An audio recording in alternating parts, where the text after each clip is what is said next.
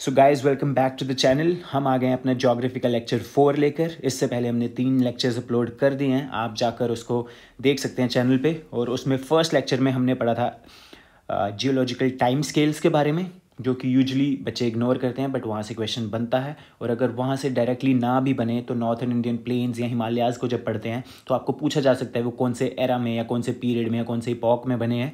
तो वो क्वेश्चन मुश्किल हो जाता है आपके लिए आंसर करना, अनलेस आपने जियोलॉजिकल टाइम स्केल्स पढ़े हों।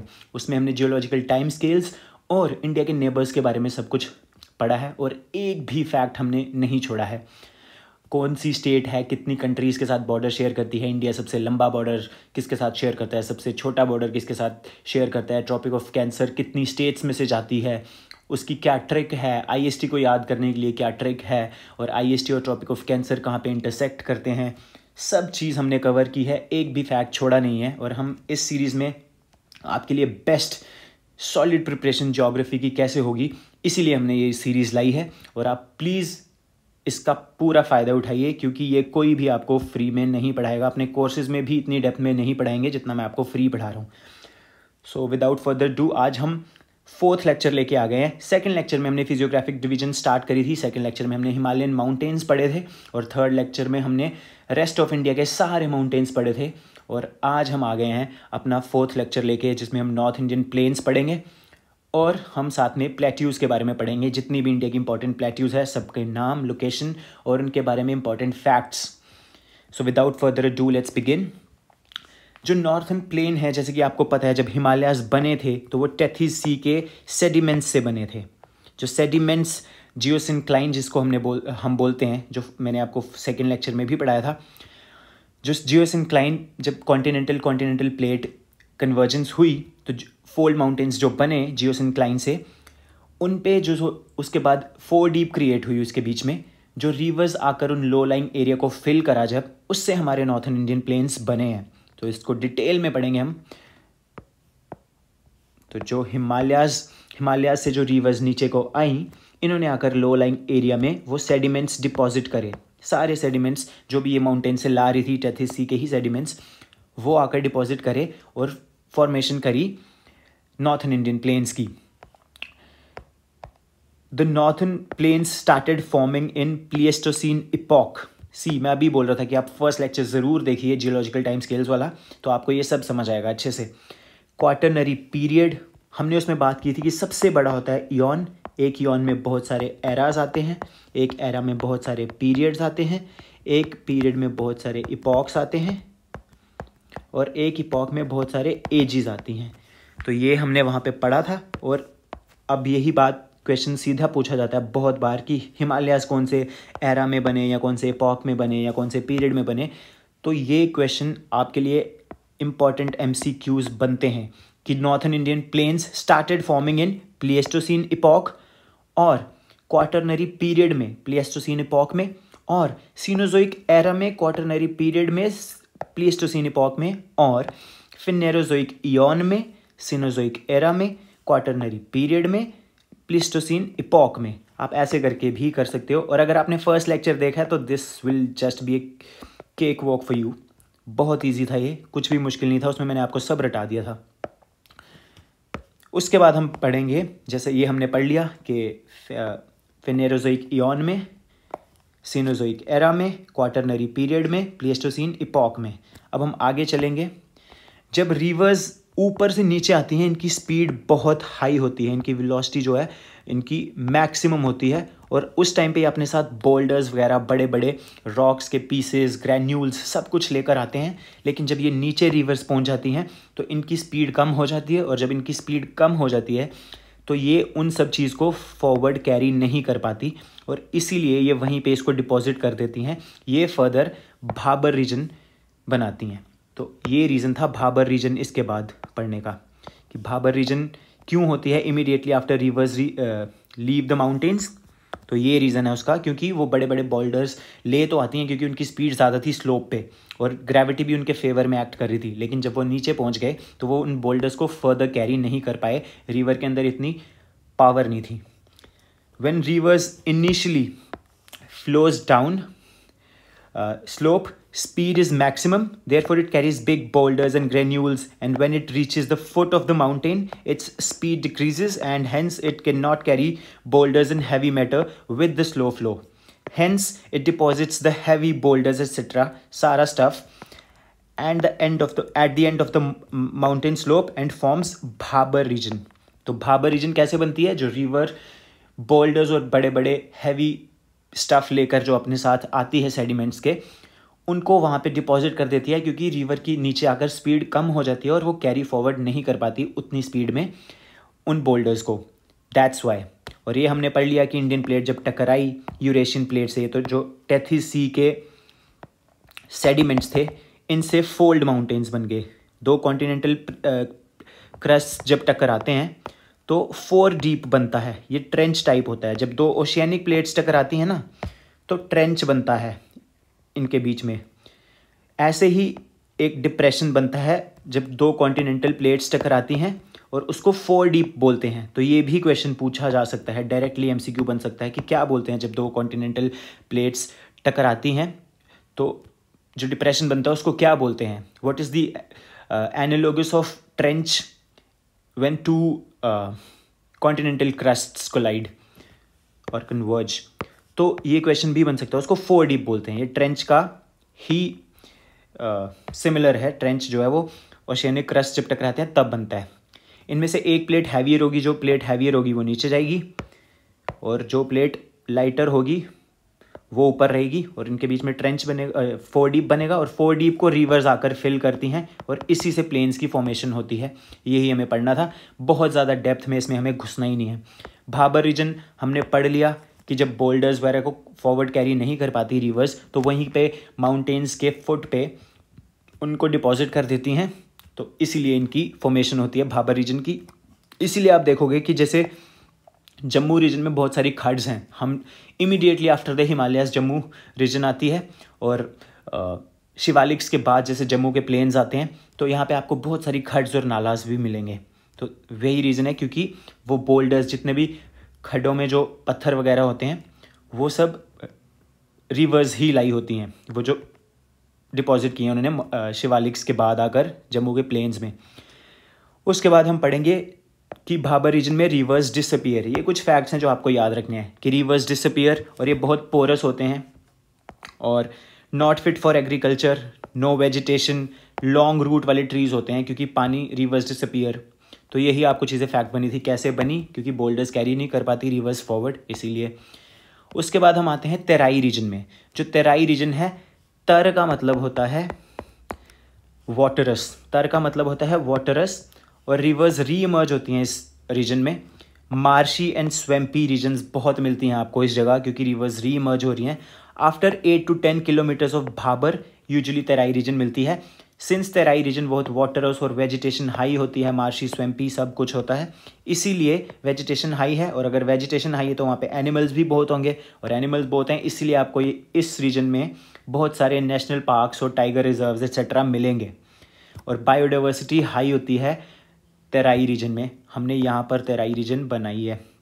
इसमें वेजिटेशन हाई है, आपको एनिमल्स भी बहुत मिलेंगे और इस रीजन में वाटरस होता है, रिवर्स री इमर्ज होती हैं. यही हमें इसके बारे में फैक्ट्स जो थे पढ़ने थे कि वाटरस होता है, rivers re emerge 8 to 10 kilometre after Bhabar region, vegetation high, therefore animals भी होते हैं जहाँ पे वेजिटेशन होती है. और जिन जगहों में वेजिटेशन एनिमल्स ज़्यादा होते हैं उन जगहों पे आपको नेशनल पार्क्स और टाइगर रिजर्व्स भी देखने को मिलेंगे, जाहिर सी बात है. और बायोडाइवर्सिटी हाई है. एक और फैक्ट अगर आपको इसके बारे में पढ़ना है तो आप ये पढ़ लो कि इंडिया में हमें तेराई रीजन में सॉल्ट ट्रीज़, बहुत डोमिनेंट स्पीशी ऑफ ट्रीज़ मिलती है, स्पेशली यूपी में. इसके बाद हम आगे चलेंगे. ये इतना इंपॉर्टेंट फैक्ट नहीं था बट अगर आपको पढ़ना है तो आप पढ़ सकते हैं. इसके बाद हम आगे चलेंगे, खदर और भांगर के बारे में पढ़ेंगे. But before we do that हम पढ़ेंगे कि ये है क्या. जब भी फ्लड्स आते हैं ना गाइस, तो जो रिवर बैंक्स पे जो सॉइल होती है ये उसको रिप्लेस करते हैं. ओल्ड सॉइल को न्यू सॉइल से रिप्लेस करते हैं. तो जो न्यू सॉइल होती है उसी को हम खदर बोलते हैं. ये बहुत फर्टाइल होती है. अगर आपने एंशियंट हिस्ट्री में इंडस वैली सिविलाइजेशन पढ़ा है तो आपने पढ़ा होगा कि वहाँ पे जो एनुअल इनंडेशंस होती थी उस पर वो लोग फार्मिंग करते थे, क्योंकि ये फार्मिंग के लिए बहुत अच्छे होते हैं।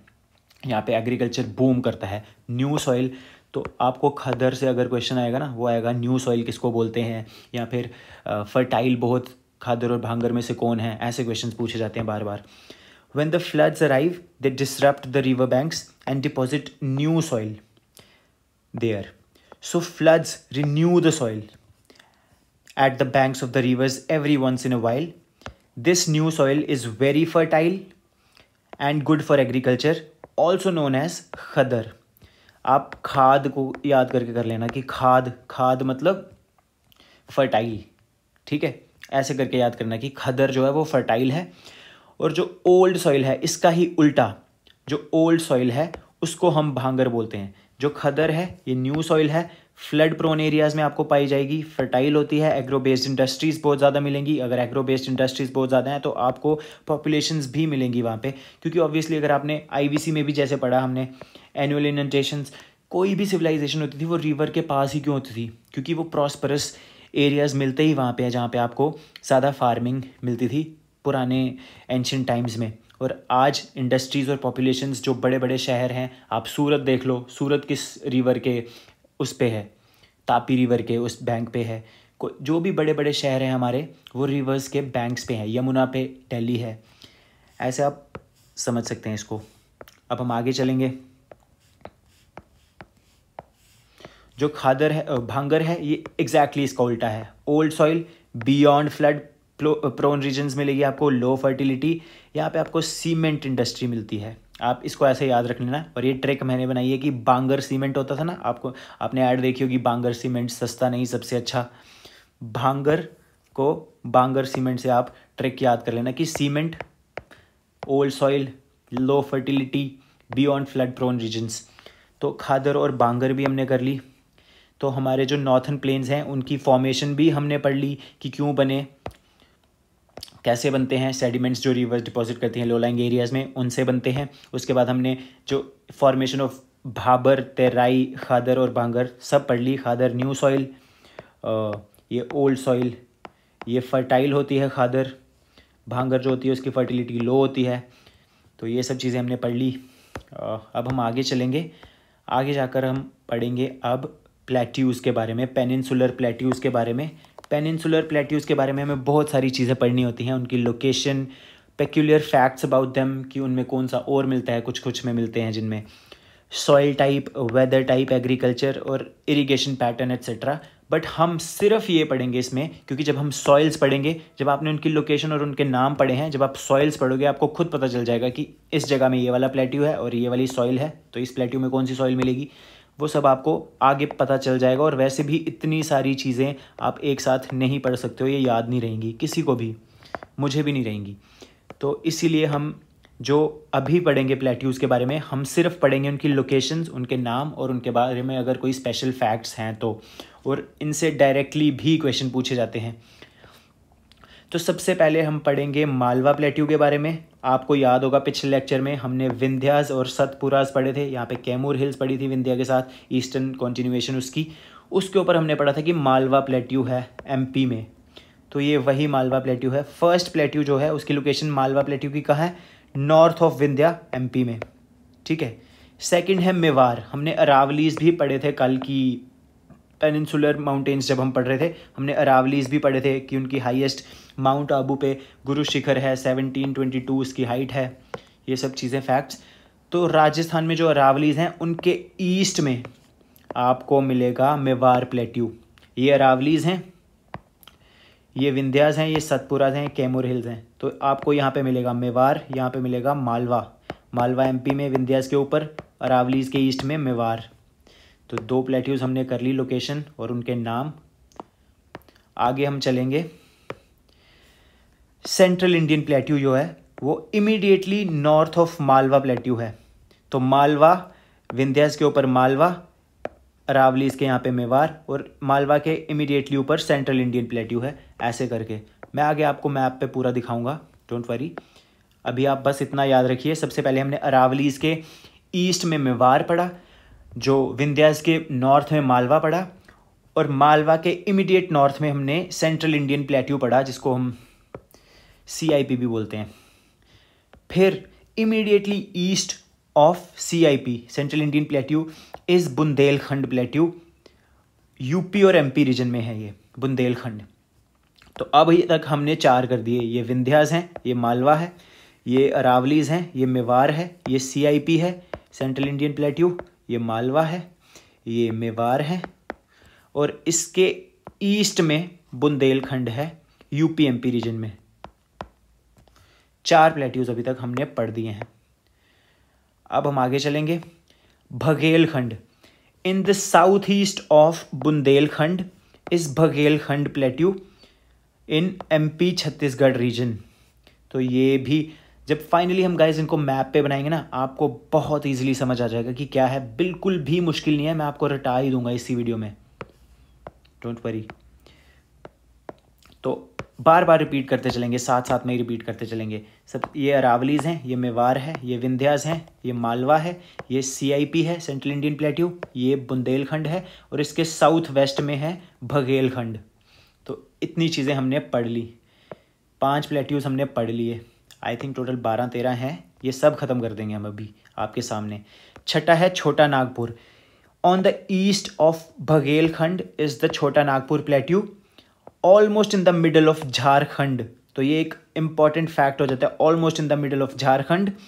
और ये डोम शेप्ड है, यहाँ पे बहुत सारी बैथोलिथ्स आपको मिलती है। जो बैथोलिथ्स है ना, जब आप इंट्रिंसिक लैंडफॉर्म्स पढ़ेंगे ना वॉल्केनोज के फिजिकल ज्योग्राफी में, तब आपको पता चलेगा कि ये बैथोलिथ्स क्या होती हैं। बट आप इतना याद रखो कि यहाँ ये डोम शेप्ड प्लेट्यू है छोटा नागपुर, और यहाँ पे बैथोलिथ्स मिलती हैं बहुत ज़्यादा, और ये झारखंड के मिडिल में है और ईस्ट ऑफ बघेलखंड है। फिर से बनाएंगे एक, अगर आप बार बार बनाओगे ना आपको कभी नहीं भूलेगा। अरावली के यहाँ पे मेवाड़, विंध्यास के ऊपर मालवा, CIP मालवा के नॉर्थ में, उसके ईस्ट में बुंदेलखंड, साउथ वेस्ट में बघेलखंड, बघेलखंड के ईस्ट में झारखंड के मिडिल में छोटा नागपुर प्लेट्यू। तो अभी तक हमने इतने कर दिए। अब हम आगे चलेंगे। छोटा नागपुर प्लेट्यू जो था ये डोम शेप्ड है और बैथोलिथ्स बहुत मिलती हैं। फिर 7th और 8th जो हम पढ़ेंगे हजारीबाग और Ranchi plateau. The north of छोटा नागपुर इज हजारीबाग प्लेट्यू, ये नॉर्थ ऑफ छोटा नागपुर प्लेट्यू में है, and on it's south is Ranchi plateau. तो अभी तक हमने जो पढ़ा फिर से बनाएंगे गाइज, प्लीज़ आप इरिटेट मत होना इससे, ये आपको याद कर देगा एकदम, आपको भूलेगा ही नहीं कि विंध्यास के ऊपर हमने पढ़ा मालवा, अरावलीज़ के ईस्ट में हमने पढ़ा मेवाड़, मालवा के ऊपर हमने CIP पढ़ा, CIP के ईस्ट में बुंदेलखंड पढ़ा, उसके साउथ वेस्ट में बघेलखंड पढ़ा, उसके ईस्ट में छोटा नागपुर पढ़ा झारखंड के मिडिल में, उसके ऊपर हजारीबाग और उसके नीचे रांची। 1 2 3 4 5 6 7 8 प्लेट्यूज हमने इतनी जल्दी पढ़ दिए हैं और याद भी हो गए हैं आपको उनकी लोकेशंस। अब जब हम फाइनली मैप पे बनाएंगे फिर आपको बिल्कुल कभी भूलेगा ही नहीं, क्योंकि हम हर बार के बाद बना रहे हैं, ये आपको भूलेगा ही नहीं, आप देख लेना और आप सारे क्वेश्चंस इसके कर लोगे। फिर कार्बी आंगलोंग प्लेट्यू जो है ये असम में है, पियर शेप्ड है, इसके बारे में यही, और ये एक्सटेंशन है पेनिनसुलर प्लेट्यू की। ये चीज़ आपको याद रखनी है बस। जो पेनिनसुलर प्लेट्यू है ना, जो एग्जिस्ट करता था before the northern plains were formed, जो इंडिया पीछे से आ रहा था इंडियन प्लेट, वो पेनिनसुलर प्लेट्यू जो था उसी की एक्सटेंशन है। इसीलिए आप मेघालय में और असम में आपको बड़ी सारी ऐसे माउंटेन्स मिलती हैं जो हिमालयस का पार्ट नहीं है। मिक्किर रेंज, रेंगमा रेंज, जापफू माउंटेन, गारो खासी, जंतिया शिलोंग, तो ये उसी का पार्ट है। ये पेनिनसुलर प्लेट्यू का ये प्री कैम्ब्रियन माउंटेन्स थे, ये पहले ही एग्जिस्ट करते थे बिफोर हिमालयस वर फॉर्म्ड। और जब इंडिया आ रहा था यूरेशियन प्लेट के साइड, तब ही ये माउंटेन्स एग्जिस्ट करते थे इंडियन प्लेट्स पे। तो ये प्लेट्यू भी उस टाइम का है, कार्बी आंगलोंग, पियर शेप्ड है, एक्सटेंशन है ऑफ पेनिनसुलर प्लेट्यू। इसके बाद हम पढ़ेंगे बस्तर प्लेट्यू के बारे में, जो महाराष्ट्र के ईस्ट में है, लोअर एंड ऑफ छत्तीसगढ़ में। यहाँ पे थोड़ा सा मिस्टेक कर दिया है, महाराष्ट्र ऑन ईस्ट नहीं आएगा, यहाँ पे आएगा on the east of Maharashtra.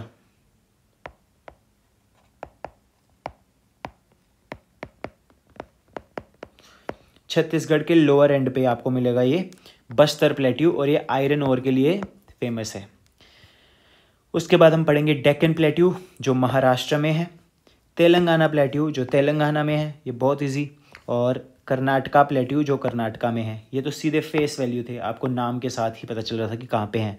जो कर्नाटका प्लेट्यू है ना, इसमें मलनाड और मैदान दो टर्म्स पढ़नी है आपको। जो मलनाड है ये माउंटेनियस एरियाज़ और वैली वाला रीजन है कर्नाटका का, और जो मैदान है वो फ्लैट एरियाज़ को बोलते हैं। कर्नाटका प्लेट्यू में जो फ्लैट एरियाज़ हैं उनको मैदान बोलते हैं, और जो माउंटेनस और वैली वाला एरिया है उसको मलनाड बोलते हैं। बस आपको ये दो फैक्ट याद रखने थे। अब हम फाइनली, आप मुझे इन चीज़ों के नाम बताओगे। ये विंध्यास के इमीडिएटली ऊपर कौन से थे? तो आई वुड सजेस्ट आप पॉज करके लिखो कमेंट सेक्शन में, लेकिन मैं यहाँ पे लिखता हूँ, ये मालवा था।